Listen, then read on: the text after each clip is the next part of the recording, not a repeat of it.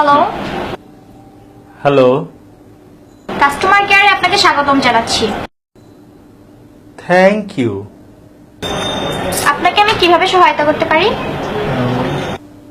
আপনি কি আমাকে বিয়ে করতে চান?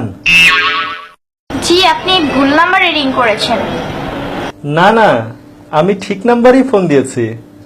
আমাকে বিয়ে করবেন? জি, আমি বিয়ে করতে ইন্টারেস্টেড না। লাভ ম্যারেজ করলে হানিমুন করব সুইজারল্যান্ডে, আর অ্যারেঞ্জ ম্যারেজ করলে হানিমুন করব প্যারিসে। Not interested. কোর্ট ম্যারেজ করলে 10,000 টাকায় বিয়ে করতে পারেন, আর যদি নর্মাল ম্যারেজ করেন তাহলে 20,000 টাকা। জি, আমি তো আপনাকে বিয়ে করতে ইন্টারেস্টেড না, তাহলে কেন আপনি আমাকে বারবার অফার করছেন? বিয়ে করলে প্রতি সপ্তাহে আপনাকে সিনেমা দেখাতে নিয়ে যাওয়া হবে। আপনি বুঝেন না আপনাকে আমি বিয়ে করতে ইন্টারেস্টেড না। আপনাকে সিনেমা হলে পপকর্ন খাওয়াবো। আমি তো আপনাকে বিয়ে করব না, তারপর কেন আপনি আমাকে বিরক্ত করছেন? অফারের পর অফার দিয়েই যাচ্ছেন। এখন বুঝতে পেরেছেন আপা আমাদের কষ্টটা?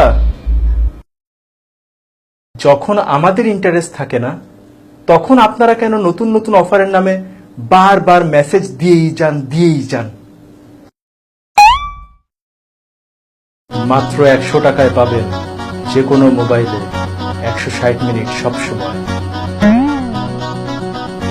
কথা বলুন 1 পয়সা পার সেকেন্ড কল রেটে, মেয়াদ 30 দিন। রিচার্জেই ব্যাকপ্যাক। আজকেই একবারে 500 টাকা রিচার্জ করে জিতে নিন ব্যাকপ্যাক। অফারের মেসেজ পেতে পেতে মেসেজের প্রতি অভক্তি এসে গেছে।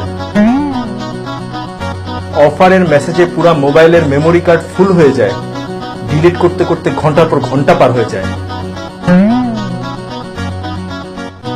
ফ্যামিলি অ্যান্ড ফ্রেন্ডস এর ইম্পর্টেন্ট মেসেজ আসলেও মনে হয় যে এটা বোধহয় অফারের মেসেজ, এই মনে করে মেসেজ আর চেকও করা হয় না।